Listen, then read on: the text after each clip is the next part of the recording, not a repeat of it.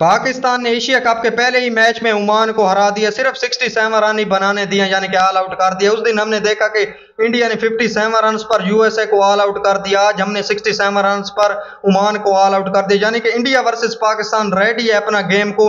भाई दोनों ने छोटी छोटी एक एक छोटी टीमों को फेंटा लगा दिया है बुरे तरीके से। अब इंडिया वर्सेस पाकिस्तान टीम यानी कि इंटरेस्टिंग हो जाएगा। अभी से ही जंग छिड़ चुकी होगी सोशल मीडिया पर। इंडिया वाले बोलेंगे हमने 57 रन पर ऑल आउट कर दिया, पाकिस्तान बोलेगा कि हमने 67 रन पर ऑल आउट कर दिया, हम भी तैयार हैं। लेकिन मेरे हिसाब से आप बॉलिंग में तो इंडिया को हरा दोगे, लेकिन आपने 160 बनाए, आपने ये नहीं भूलना, आपने ओमान के खिलाफ 160 बनाए। किसी भी सूरत आपको इंडिया नहीं पकड़ने देगा अगर आप इस माइंड के साथ जाते हो कि हमने 160 170 से हम इंडिया को हरा देंगे। किसी भी सूरत में इंडिया आपको गेम नहीं देगा 160 पे। आप सोच सकते हैं कि आपने 160 बनाए ओमान के खिलाफ, आप इससे भी बेहतर क्रिकेट खेल सकते थे। ठीक है ओमान भाई ये कोई थ्रेट नहीं है, चाहे वो इंडिया ने पहला है। इंडिया ने सिर्फ 4 ओवर में, इंडिया बेस्ट 4 ओवर यूएसए, यानी कि इंडिया बेस्ट है सिर्फ अपने 4 ओवर में।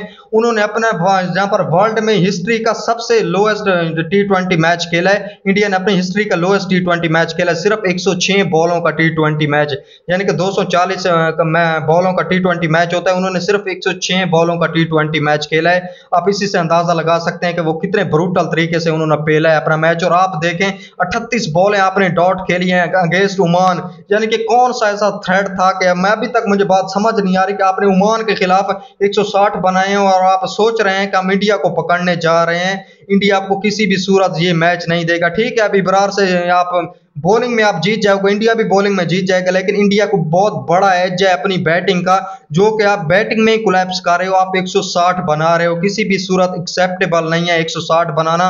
आपने छोटी टीमों, भाई आज ओमान ने भी वही सेम काम किया जैसे इंडिया के सामने यूएसए ने किया था, 10 रन पे 8 विकेटें दे दी थी। और मैंने तभी बोला था कि इससे आप कितना ही बुरा खेल सकते हो और आप इससे कितना ही अच्छा खेल सकते हो। सेम आज पाकिस्तान के खिलाफ यूएई ने यही सेम ही काम किया है कि सिर्फ 10 रन पे 6 विकेटें दे दी हैं।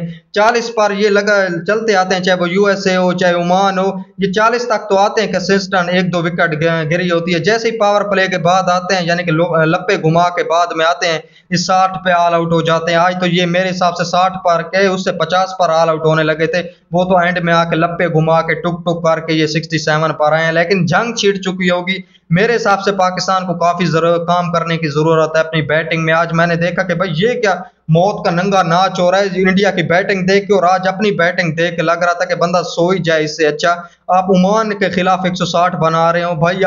मैं आपको साहबजादा की बैटिंग दिखाता हूँ, 28 बॉलों पे 29 स्कोर। ये साहबजादा ये डोमेस्टिक में सेंचुरियों के अंबार हैं, पीएसएल में 50 के अंबार हैं, रन्स के सबसे दुनिया में सबसे ज्यादा रन्स बनाए हैं एक साल में, सबसे ज्यादा सेंचुरीज बनाई है एक साल में, ये बंदा है। दूसरी तरफ आपके पास हसन नवाज है जिसने 2025 में सबसे ज्यादा छक्के मारे हैं, कोई 36 कोई 40 छक्के इंटरनेशनल क्रिकेट में, वो नहीं चल पाया। आज चला है तो सिर्फ मोहम्मद हारिस, यानी कि बैटिंग के ऊपर आते हैं। लेकिन मैं आपको बता दूं कि सलमान अली की फुल टॉस पे इतनी कैजुअल शॉट, यानी कि आप ये क्या दुनिया को दिखाना चाह रहे थे कि हमारे सामने ओमान है, हम इनको बुरे तरीके से हराएंगे। उन्होंने आपको सिर्फ 160 ही बनाने दिए 20 ओवर में, आपने 7 विकेटें गवा दी। आप कैन यू इमेजिन, आप सोच सकते हैं कि आपकी 10 तक एक्सपीरियंस बैटिंग है, आप इतना खेल के आ रहे हो, आपको कोई समझ नहीं लग रही। साहबजादा फरहान 28 बॉलों पे 29, सैम अयूब को कोई समझ नहीं है कि बॉल कहां बैठ गई है।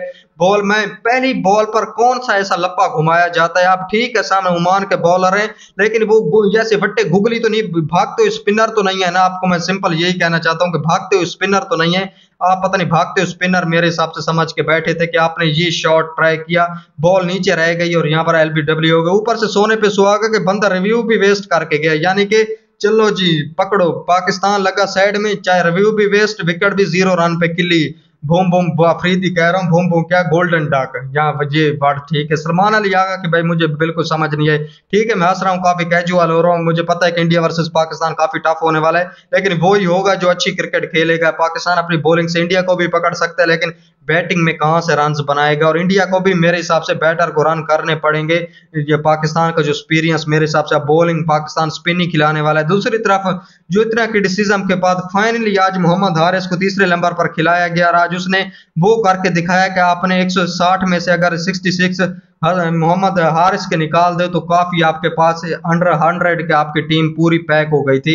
अब ये देखें 44 गेंदों पर 66 स्कोर, यानी कि एक अच्छा 50 लगाया, और 50 कितना 32 बॉलों पर 50 आया, और ये काफी इंपॉर्टेंट रन है जो मोहम्मद हारिस ने किए हैं। और आज लग रहा था जिस तरह 3 छक्के मारे, 7 चौके मारे, 153 का स्ट्राइक रेट है, और मेरे हिसाब से एक अच्छी इनिंग खेल के, तगड़ी इनिंग खेल के गया। तीसरे नंबर पर सब भी कह रहे थे तीसरे नंबर पर ट्राई करो, तीसरे नंबर पर फखर जमान तो रना बॉल ही खेल रहा है, आज भी वो बंदा रना बॉल खेल के गया है भाई। यहाँ पर चौथे नंबर पर आप आज ट्राई कर सकते थे 10 ओवर के बाद, किसको, हसन नवाज को आप ट्राई कर सकते थे, लेकिन आपने ट्राई नहीं किया भाई। फखर जमान मुझे नहीं लगता कि वो हिट्टे मारेंगे, वो शुरू में पावर प्ले में हिट्टे मार सकते हैं। अब मुझे लगता है कि जिस तरह की उसकी फिटनेस रह गई है, लेकिन इंडिया को भी अब इंडिया वर्सेस पाकिस्तान सिर्फ एक ही दिन मैच में रह गया, और पाकिस्तान इंडिया को भी ये 2 बॉलर देखने पड़ेंगे, सुफियान मुकीम और इब्रार अहमद, और पाकिस्तान को अपनी बैटिंग दुरुस्त करनी पड़ेगी, वरना इंडिया के पास मुझे लगता है कि बैटिंग में तो कोई कंप्लेन ही नहीं है कि वो क्या कर सकते हैं और क्या नहीं कर सकते।